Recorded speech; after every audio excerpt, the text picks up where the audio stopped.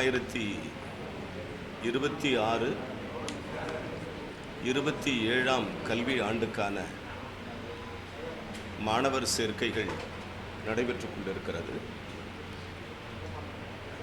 மாணவர்கள் engineering colleges மற்றும் professional courses இந்த ஆண்டு தொடங்கி கவுன்சிலிங் நடந்து கொண்டிருக்கிறது, சேர்க்கையும் நடந்து கொண்டிருக்கிறது. கடந்த சில தினங்களுக்கு முன்னாலே மாண்புமிகு முதலமைச்சர் அவர்கள் தலைமையிலே நடைபெற்ற உயர் கல்வித்துறையினுடைய ஆலோசனை கூட்டத்தில் மாண்புமிகு தமிழக முதலமைச்சர் அவர்கள் 6/7/2026 தொழில்நுட்பம், கலை மற்றும் அறிவியல் கல்லூரிகளுக்கான சேர்க்கை பற்றி ஒரு விவாதம் நடந்தது. அதில் மாண்புமிகு முதலமைச்சர் அவர்கள் மாணவர்கள் சேர்க்கை பற்றிய விவரங்களை தெரிந்து கொண்டார்கள். அதே நேரத்தில் மாணவர்களுக்கான கல்வி கட்டணத்தை பற்றியும் தெரிந்து கொண்டார்கள். அப்பொழுது மாண்புமிகு முதலமைச்சர் அவர்கள் மாணவர்களுக்கு கல்வி கடன் சரியான முறையில் கிடைக்கிறதா, பெற்றோர்கள் மாணவர்கள் கல்வி கடனுக்கு வங்கிகளுக்கு அலைகழிக்கப்படுகிறார்களா, மாணவர்களை வங்கியாளர்கள் மிகச் சரியான முறையிலே அவர்களை கலந்தாலோசிக்கிறார்களா என்பதை பற்றியெல்லாம் மாண்புமிகு முதலமைச்சர் அவர்கள் ஒரு தாய் உள்ளத்தோடு மிக கரிசனத்தோடு எங்களோடு அந்த கருத்தை பகிர்ந்து கொண்டார்கள். அப்பொழுது அமைச்சர், நாங்கள் மற்றும் உயர் அதிகாரிகள் எங்கள் கருத்தை சொன்னோம். அதில் கடந்த காலங்களில் மாணவர்களுக்கு கல்வி கடன் வழங்கப்பட்டு வந்திருக்கிறது. கடந்த காலங்களில் மாணவர்களுக்கு வழங்கப்பட்ட கல்வி கடன் என்பது பல்வேறு நிலைகளிலும் மாணவர்களுக்கு கல்வி கடன் வழங்கப்பட்டு வந்திருக்கிறது என்பதை பற்றி நாங்கள் சொன்னோம். அப்பொழுது முதலமைச்சர் அவர்கள் மிக கவனமாக அதை கேட்டார். கடந்த காலங்களில்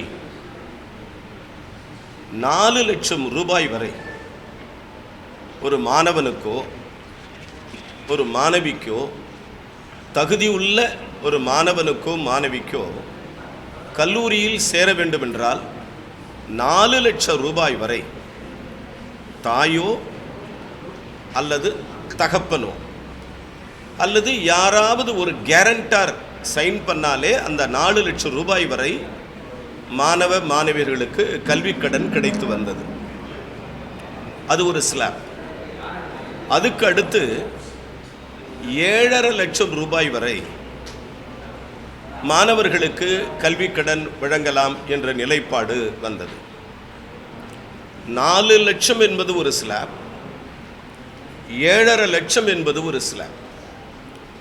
அப்பொழுதுதான் நாங்கள் மாண்புமிகு முதலமைச்சர் அவர்கள் சொன்னார்கள், ஏன் இதை மாணவர்களுக்கு அதிகமாக நாம் நீட்டித்து கொடுக்கக்கூடாது என்ற முதலமைச்சர் அவர்களுடைய கரிசனத்தின் அடிப்படையில் இப்பொழுது மாணவர் கல்வி கடனுக்கான கடன் தொகை நீட்டிக்கப்பட இருக்கிறது. அந்த மாணவர்களுக்கான கல்வி கடன் நீட்டிக்க இருப்பதை பொறுத்தளவில் மாநில அரசு வங்கியாளர்களுடன் பல சுற்று பேச்சுவார்த்தை தொடர்ந்து இருக்கிறது. அந்த பல சுற்று பேச்சுவார்த்தையில் தமிழக அரசு வங்கியாளர்களுடன் நடத்திய பேச்சுவார்த்தையில் ஸ்டேட் கவர்மெண்ட் எந்த அளவுக்கு வங்கியாளர்களோடு கலந்து பேசி ஒரு ஒரு அண்டர்ஸ்டாண்டிங், வங்கியாளர்களோடு கலந்து பேசி ஒரு திட்டத்தை தயார் செய்ய வேண்டும் என்று உயர் அதிகாரிகளுக்கு ஒரு தாக்கீதை முதல்வர் அவர்கள் கொடுத்தார்கள். அதன் அடிப்படையில் இப்பொழுது 4 லட்சம் என்கிற ஸ்லாபை தாண்டி 7.5 லட்சம் என்கிற ஸ்லாபை தாண்டி மாணவர்களுக்கு கல்வி கடன் அதிகமாக தாராளமாக கொடுக்கலாம் என்கிற ஒரு நிலைப்பாட்டினை தமிழக அரசு எடுத்திருக்கிறது. குறிப்பாக கடந்த ஆண்டு மார்ச் 2026 வரை 1,02,000 மாணவர்களுக்கு மொத்தம் 2,860 கோடி ரூபாய் கடன் வழங்கப்பட்டுள்ளது. அதாவது கடந்த ஆண்டு 2025-26 2,860 கோடி ரூபாய் கடன் வழங்கப்பட்டுள்ளது. இந்த ஆண்டு தமிழக முதலமைச்சர் அவர்கள் தலைமையிலே 1,50,000 மாணவர்களுக்கு கல்வி கடன் வழங்குவதற்கு மாநில அரசு திட்டமிட்டிருக்கிறது. கடந்த ஆண்டு 1,02,000 மாணவர்களுக்கு கல்வி கடன் வழங்கப்பட்டது, ஆல்ரெடி டிஸ்பர்ஸ்ட். பட் இந்த ஆண்டு 1,50,000 மாணவர்களுக்கு கல்வி கடன் வழங்கப்பட இருக்கிறது.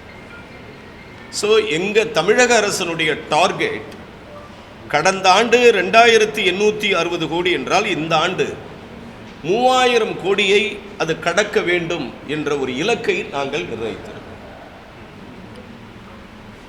ஒரு மாணவருக்கு அதிகபட்சம் 7.5 லட்சம் வரை பிணையில்லா கடன் வழங்க ஏற்பாடு செய்யப்பட்டுள்ளது.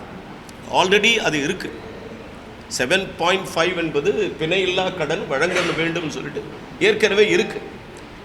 ஆனால் விரைவில் பத்திரிகை ஊடக நண்பர்களுக்கோ மாணவர்களுக்கோ கல்லூரிகளுக்கோ பெற்றோர்களுக்கோ முதல்வர் அவர்கள் மிக விரைவில் ஒரு நல்ல செய்தியையும் அறிவிக்க இருக்கிறார்கள்.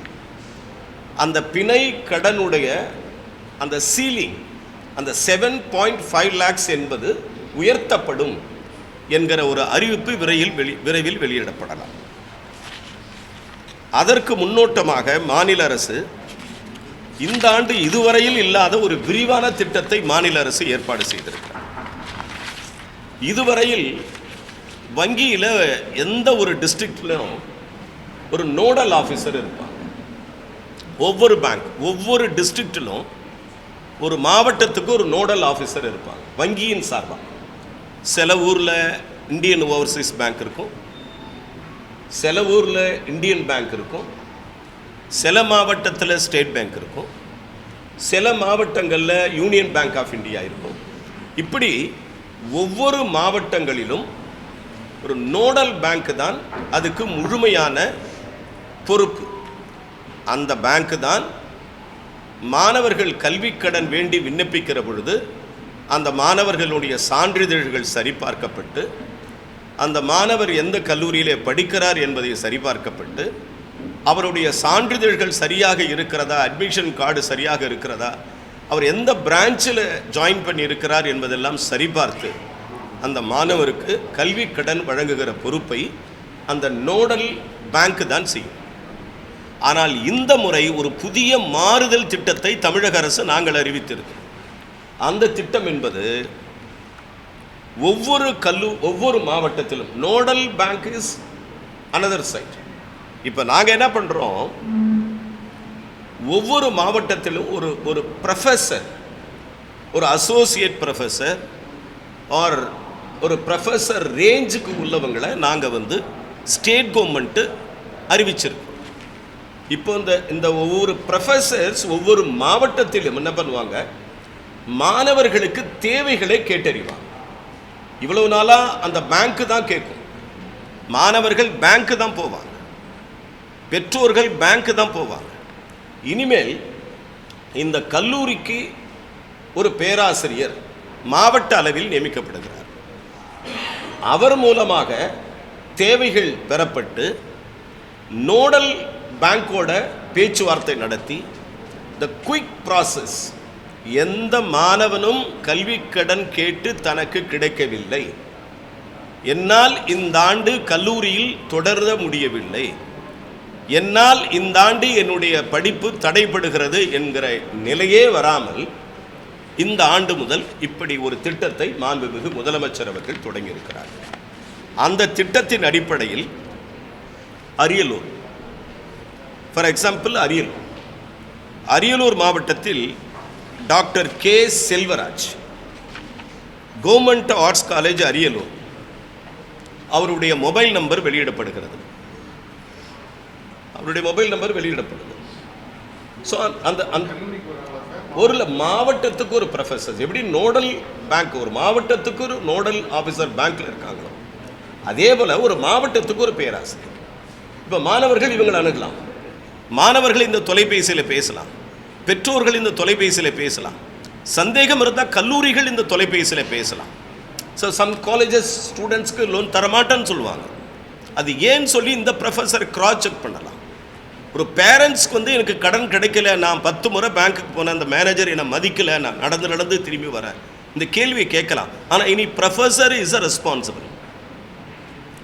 மாணவர்கள் சில நேரங்களில் பேங்க்குக்கு போவாங்க, சில மேலாளர்கள் பிஸியாக இருப்பாங்க, பார்க்க முடியறதில்ல, அலக்கழிக்கப்படலாம். ஆனால் இதுக்கு எல்லாத்துக்கும் ஒரு ஒரு ஒரு கன்சென்சஸ், மாணவர்கள் உரிய மரியாதை கிடைக்கப்பட வேண்டும், பெற்றோர்களுக்கும் வங்கியாளர்கள் உரிய மரியாதை கொடுக்கப்பட வேண்டும், பேராசிரியர் பெருமக்கள், ஒவ்வொரு மாவட்டத்திற்கு அறிவித்திருக்கிற இந்த பேராசிரியர் பெருமக்கள் இந்த மாணாக்கர்களுக்கு கல்வி கடன் கிடைக்க ஏற்பாடு செய்வார்கள். அதன் அடிப்படையில் தமிழக முதலமைச்சர் அவர்கள் doctor K Selvaraj, government arts college Ariyalur, Chengalpattu doctor K Ravichandran, Rajeshwari Vedachalam government arts college Chengalpattu, Chennai doctor P Ravi, government arts college Nandanam, Coimbatore doctor MS Zakir Hussain, government arts college autonomous Coimbatore, Cuddalore doctor Vijayan, Periyar arts college Cuddalore, Dharmapuri doctor R Chandrasekaran, government arts college Dharmapuri, Dindigul doctor P Asha Devi, MV Muthiah, government arts college for women Tiruchengode, Erode doctor A Palaniswami, government arts college science main road, Veerappan Chatram Erode, Kallakurichi mister S Rukmangadhan, government arts college Kallakurichi, Kanchipuram doctor Kalaiyarasi, புரட்சி தலைவர் doctor MGR government arts and science college Uttaramerur, Kanniyakumari doctor V Betsy Thangashoba, government arts and science college Nagercoil, Karur doctor Sakthivel, government arts college autonomous Karur, Krishnagiri doctor S Balamurugan, government arts college men Krishnagiri, Madurai doctor S Balamurugan, Meenakshi government women's college Madurai, Mayiladuthurai doctor K Shankar Ganesh, Dharmapuram Ganga Gnanambigai government arts college Mayiladuthurai, Nagapattinam doctor V Pugazhendhi, government arts college Nagapattinam, Namakkal doctor K Kasilingam, அறிஞர் Anna arts college Namakkal. Next Nilgiri doctor S Sridharan, government arts college stone house and Udhagamandalam, Perambalur doctor S Kaliyamoorthy, government arts and science college Perambalur, Pudukkottai doctor R Malathi, HH the Rajah's college Pudukkottai, Ramanathapuram doctor S Loganathan, Sethupathi government arts college Ramanathapuram, Ranipet doctor Badri Narayanan, அறிஞர் Anna government arts college for women Walajapet, Salem doctor Sherina Banu, government arts college Salem, Sivaganga doctor S Ganesan Raja Duraisingam government arts college Manamadurai road Sivaganga, Tenkasi doctor Ajay Sharma Kamarajar government arts college Sowndari Surandai, Thanjavur doctor M Mangalam Raja Serfoji government college autonomous Thanjavur, Theni Thiru Arivazhagan government arts and science college Veerapandi, Tiruvannamalai doctor M Seelan government arts college Tiruvannamalai, Thoothukudi doctor K Roshan Goldwin Kamarajar college Thoothukudi, Tirunelveli doctor J Nagaraj Rani Anna government college for women Tirunelveli, தென் Tirunelveli next doctor J Nagaraj Rani Anna government arts college Tirunelveli, தென் Tiruppattur doctor N Rojabai government arts and science college Tiruppattur, Tiruppur doctor C Malleswaran Chikkanna government arts college Tiruppur, Tiruvallur doctor S Devasankar Narayanasamy government arts college Ponneri, Thiruvarur Mrs C Latha Thiruvika government arts college, தென் Trichy doctor Ramesh Periyar arts college EVR college Trichy, Vellore mister Ponnurangam Muthurangam government arts college Vellore, Villupuram doctor L Pandian அறிஞர் Anna arts college for men, Virudhunagar doctor P Thangam government arts college for Sattur. But இவர்கள் எல்லோரும் இப்போ அறிவிக்கப்பட்டதெல்லாம் கவர்மெண்ட்லேருந்து, அதாவது higher education மினிஸ்டர்லேருந்து நாங்கள் இவங்களுக்கெல்லாம் training கொடுத்து we are already going to give a training. என்ன மாதிரி லோன்ஸ் கிடைக்கணும், என்னென்ன பிரான்ச்சஸ், என்னென்ன சப்ஜெக்ட் அப்படின்றதெல்லாம் உங்களுக்கு ட்ரெயின் பண்ணி இவங்களும் பேங்கர்ஸும் கோஆர்டினேட் பண்ணி இந்த எஜுகேஷன் லோன் ப்ராசஸ் வந்து இப்போது நாங்கள் ஸ்டார்ட் பண்ணுறோம். ஸோ திஸ் இஸ் த இன்னையுடைய ப்ரெஸ் மீட்டோட முக்கியமான நோக்கம். ஏன்னா கடந்த காலங்களில் இருந்ததை விட இது வந்து கொஞ்சம் வித்தியாசமான முறையை நாங்கள் அணுகிறோம். அதாவது எப்படின்னா, பேங்கர்ஸை மட்டுமே ஸ்டூடெண்ட்டுங்க போய் கேட்குறத விட இப்போ கல்லூரி அளவில் ஒரு பேராசிரியர் மட்டத்தில் இந்த மாணவர்கள் போய் கேட்கும் பொழுது அவங்க இம்மீடியட்டாக பேங்க்கோட டீல் பண்ணி எந்த மாணவர்களுக்கும் கிடைக்கல அப்படிங்கிற நிலைப்பாட்டை எடுப்பதற்கு இது ஒரு முறை.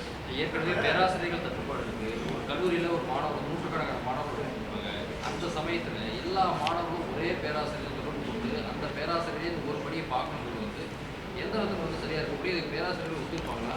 நோ, இது நீங்கள் நினைக்கிற மாதிரி ஒரு பேராசிரியர் கிடையாது. இது ஒரு ஃபேக்கல்டி.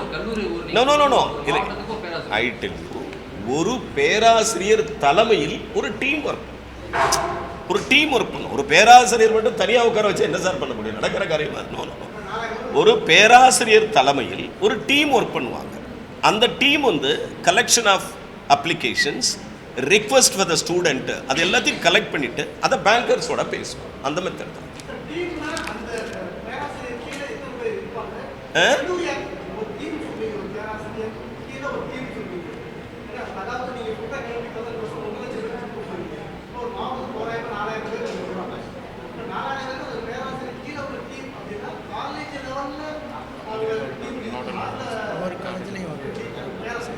இப்போ நீங்கள் சொல்கிற மாதிரி இப்போ ஒரு டிஸ்ட்ரிக்ட் வச்சுக்கோங்க சார். ஒரு மாவட்டத்தில் ஒரு 6 கல்லூரி இருக்குது. 6 கல்லூரியில் பேராசிரியர்கள் கோஆர்டினேட் பண்ணி தானே அந்த சென்ட்ரலைஸ் பண்ணுவாங்க. நாங்கள் இப்போ நாங்கள் அனௌன்ஸ் பண்ணியிருக்கிறது டிஸ்ட்ரிக்ட்டுக்கு ஒரு ப்ரொஃபஸர்ஸ்.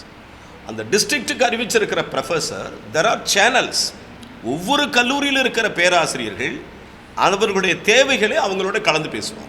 இப்போ என்னென்னா, கடந்த காலங்களில் மாணவர்கள் பேங்க்குக்கு மட்டுமே போனாங்க. எனக்கு நல்லா தெரியுங்க, இதில் ஹாவ் எ வெரி குட் எக்ஸ்பீரியன்ஸுங்க. மாணவர் கல்வி கடன் என்கிற விஷயத்தில் நான் 2004 நான் உள்ளே இருக்கேன். நான் இதில் என்ன சொல்கிறது, நான் ரொம்ப டீப்பாக உள்ளே இருந்திருக்கிறேன் இதில். அதனால் மாணவர்களுக்கு, தகுதியான மாணவர்களுக்கு கல்வி கடன் கிடைக்க வேண்டும் என்பதில் மிக அக்கறையாக இருக்கிற உங்கள் அமைச்சர் முதல்வர் அவர்களும் இதில் ரொம்ப சீரியஸ் இனிஷியேட்டிவ் எடுக்கணும்னு நினைக்கிறாங்க. இந்த ஆண்டிலிருந்து மாணவர்களுக்கு ஸ்டூடெண்ட்ஸ்க்கு வந்து பிரச்சனை இல்லாத கல்வி கடன் கிடைக்கும்னு நினைக்கிறாங்க. அதனால தான் இந்த ஒரு மெக்கானிசம் நாங்கள் தயார் பண்ணியிருக்கோம். ஸோ எங்கேயுமே பிரேக் ஆகிறதுக்கு வாய்ப்பு கிடையாது. கல்வி திட்டம்ன்றதே வந்து மத்திய அரசோட திட்டம் தான். இப்போ நீ வச்சுட்டு அந்த போர்டே வந்து ஏதோ தமிழ்நாட்டு திட்டத்தை புலம்ப வைக்கிற மாதிரி வந்து ஒரு எஸ் என்னன்னா வங்கிகள் எல்லாம் மத்திய அரசுக்கு கட்டுப்பட்டது, கரெக்ட். ஆனால் மாநில அரசு we have a plan, ஒரு பிளான் வச்சிருக்கோம். அதான் நான் சொன்னேன் உங்களுக்கு, மாண்புமிகு முதலமைச்சரை அறிவிப்பாங்கன்னு சொல்லியிருக்கேன். அதை இப்போ ஐ cannot reveal, இப்போ நான் சொல்ல மாட்டேன் அதை. ஏன்னா முதல்வர் அறிவிப்பாங்க அதை. மாநில அரசு மத்திய அரசு வங்கிகளும் சேர்ந்து ஒரு அண்டர்ஸ்டாண்டிங் வரப்போகுது. அந்த அண்டர்ஸ்டாண்டிங்கில் ஒரு ஸ்லாப் ஒன்று அறிவிக்க போகிறார் முதல்வர். அந்த முதல்வர் அறிவிக்கும் பொழுது அதை பற்றி நாங்கள் வெளியிடுவோம். மாநில அரசு என்பது வேறு, மத்திய அரசு என்பது வேறு. மத்திய அரசின் கீழ் செயல்படுகிறது வங்கி, மாநில அரசின் கீழ் செயல்படுகிறது கல்லூரிகள். ஆனால் கல்லூரிகள் மாணவர்களுக்கு தேவை என்பதை வங்கிகள் தான் கடன் கொடுக்கணும். வங்கிகள் ஒன்றும் சும்மா கொடுக்கறது இல்லை கடனை. காங்கிரஸ் தேர்தலில் வந்து மாணவர்கள் கல்வி கடன் ரத்து செய்யப்படும் நாடாளுமன்ற தேர்தலை கொடுத்துருந்தாங்க. இப்போ டிவிக்கு தேர்தல் அறிக்கையில் சொல்லப்பட்டிருக்கு. இந்த கடன் கல்வி கடன் ரத்து செய்ய என்ன நடவடிக்கை எடுக்கப்பட்டிருக்கு? இல்லைங்க சார், மாணவர் கல்வி கடன் ரத்து செய்யப்பட வேண்டும் என்பது நான் நாடாளுமன்ற உறுப்பினராக இருந்த காலத்திலிருந்து நாடாளுமன்றத்தில் எழுப்பப்பட்ட ஒரு வலுவான வேண்டுகோள் சார். ஏறத்தாழ 75,000 கோடி ரூபாய்க்கு மேல் கடன் இருந்தது. நான் சொல்கிறது இப்போனா 2014. இப்போ நம்ம விஆர்என் 2026, ஏறத்தாழ 1 லட்சம் கோடிக்கு மேலே இருக்கும். இல்லை ஆஸ் பர் த டேட்டா 1.25 லட்சம் கோடிக்கு மேலே கூட அந்த கடன் இருந்திருக்கும். என்ன கேட்குறது என்னன்னா, ஒரு அமைச்சராக நான் சொல்லக்கூடாது, அதை மாணவர்கள் கல்வி கடனை மத்திய அரசாங்கம் தள்ளுபடி செய்ய வேண்டும் என்பது எங்களது வேண்டும். மத்திய அரசோட அண்டர்ஸ்டாண்டிங்கோட அதே நேரத்தில் துணைவேந்தர் விவகாரம் சரியாக நீங்கள் சொன்னீங்க, மத்திய அரசோட ஒரு புரிதலோட பண்ணுறோம். இல்லை அந்த கேள்வி அடுத்து வச்சுக்கலாம். இல்லை சார், இல்லை துணைவேந்தர் நியமனங்கள் தொடர்ந்து நமக்கு இதாக இருக்குது. இல்லை ஆளுநரோட ஒரு புரிதல் ஏற்பட்டு இப்போ முதல்வர் வந்து நம்ம வேந்தராக வச்சு போக போகிறோமா, இல்லை ஏற்கனவே பழைய முறைப்படி கவர்னர் வந்து நம்ம வந்து சான்சலராக வச்சு போக போகிறோமா, இல்லை அது தெளிவில்லாமல் இருக்குது. தொடர்ந்து பல்கலைக்கழகங்கள் பல்வேறு சிக்கல் இருக்காங்க. இந்த கேள்விகளுக்கெல்லாம் விரைவில் இன்னொரு நாள் ஒரு விரிவான பத்திரிகையாளர்கள் சந்திப்பு. இல்லை நான் என்ன சொல்கிறேன், அந்த டைம் வரணுமில்ல உங்களுக்கு. நான் என்ன சொல்கிறேன், நீங்களும் என்னை விடாத என்னை தோர்த்துறீங்க. என்கிட்ட கேட்குற கேள்வி நீங்கள் ஒன்று தான் வச்சுருக்கீங்க மேஜராக. அமைச்சர்கிட்ட கேட்குறது வேற எந்த கேள்வியுமே உங்ககிட்ட இல்லை. இது இந்த சார் எல்லாம் பண்ணிடுவோம் சார். பேராசிரியர்கள் நியமனம் நடக்கும்.